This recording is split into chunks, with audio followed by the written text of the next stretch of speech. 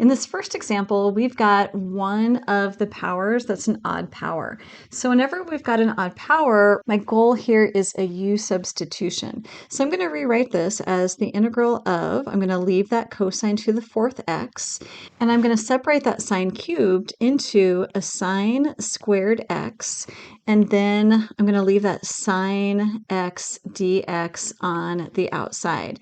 Now my goal here is to isolate that in the first degree so I can use this for my u substitution. This is going to be my du, which means I really need, if sine is my du, I really need u to be a cosine. So cosine to the fourth is great. I need to work though on sine squared. And this will work with most of these trig integrals with sines and cosines where you've got at least one of them with an odd degree. To work through that sine squared, I really need the Pythagorean identity. And that says that sine squared plus cosine squared is equal to 1. So I can replace sine squared x with 1 minus cosine squared x. That's perfect because that will make everything else in terms of cosine. Okay, so what do we have? So this is going to be, I'm going to leave that cosine to the fourth x, and then that sine squared becomes 1 minus cosine squared x. And then on the end, I've got my sine x dx. Now I can go ahead and do my u substitution. Everything over here is in terms of a cosine. So this is going to be my u. So u is equal to cosine, and that's going to work great with my sine x and my dx there. Let's take the derivative here. So the derivative of u is equal to negative sine x. I'm going to follow that with a dx. All I need to do is to move that negative sign over. So negative du is going to replace my sine x and my dx.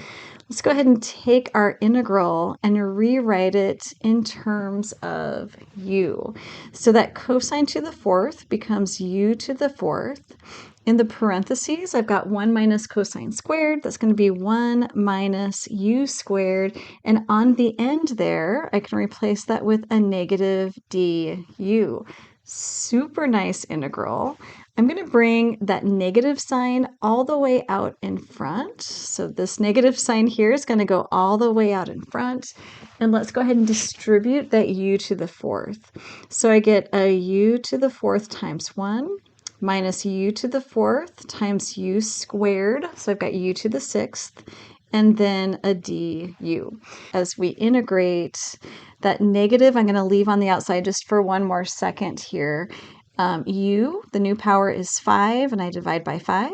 That second u, the new power is 7, and we divide by 7, and we've got a plus c there on the outside. Let's go ahead and bring that negative through, and then I need to go back to x's. So I've got negative u to the fifth over 5 plus u to the seventh over 7 plus c. Now I need to go back in terms of x, and I'm going to just use that u definition, replacing each of those u's now with our cosine. We get our integral in terms of x. This is going to be our answer now. So negative u becomes cosine, that's to the fifth x divided by 5, plus, now I've got u to the seventh, which is my cosine, so cosine to the seventh divided by 7 plus our c. In this next example, both the sine and the cosine have even powers, so I'm going to do this one very differently using these power reduction formulas. I want to start by replacing the sine squared and the cosine squared with their formulas. So we get the integral of, let's replace cosine squared. Its numerator is 1 plus cosine 2u. That's going to be 2 times my angle, but my angle originally is x. I'll divide it by 2. And then I'm going to do the same for sine. Sines is 1 minus cosine 2 times that angle, which is going to be 2x. all divided by 2, and I've got my dx on the outside.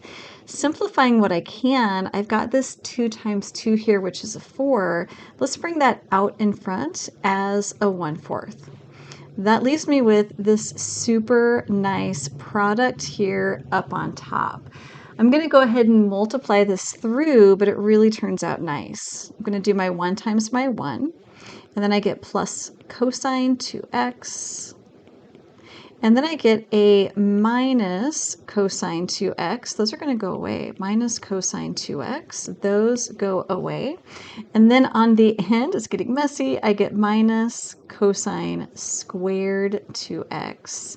And then I've got my dx on the outside. So this is equal to 1/4 integral of 1 minus cosine squared 2x dx. Now this 1 minus cosine squared is from the Pythagorean identity, sine squared of that angle. Let's go ahead and replace that with a sine squared. So we get 1/4 integral of sine squared 2x, and then I've got my dx. So what I really want to do here is to use my power reduction formula one more time. So we have 1/4 integral of, let's replace that sine squared 2x. This becomes a 1 minus cosine twice that angle. Twice 2x is 4x. Still divided by 2, and I've got our dx on the outside. Now I've got a 2 times a 4 in the denominator. Let's bring that out front as a 1/8. So I've got my 1/8. And then on the inside, I have 1 minus cosine of 4x dx, a pretty nice integral. So we've got 1/8. I'm going to go ahead and integrate at this point. The integral of 1 is equal to x minus the integral of cosine. I know I'm going to get a sine for x here. You could use a u substitution and let u be a 4x and work through that, but I know I'm going to end up with the reciprocal out in front. So I end up with that 1/4 out in front. So I'm just going to leave it like that, and I've got a plus c on the outside. I pretty much have my answer. Let's just clean it up a tiny bit, distributing the 1/8.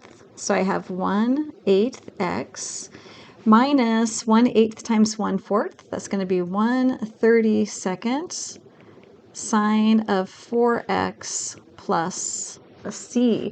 Now, a quick warning, these can have different forms. So if you're using something like Wolfram Alpha or some other kind of a program to check your work, it might have a different but equivalent form of this answer.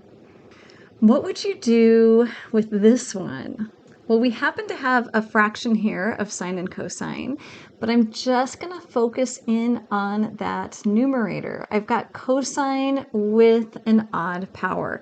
So I want to pull out a single cosine in that numerator, and that's going to be my du.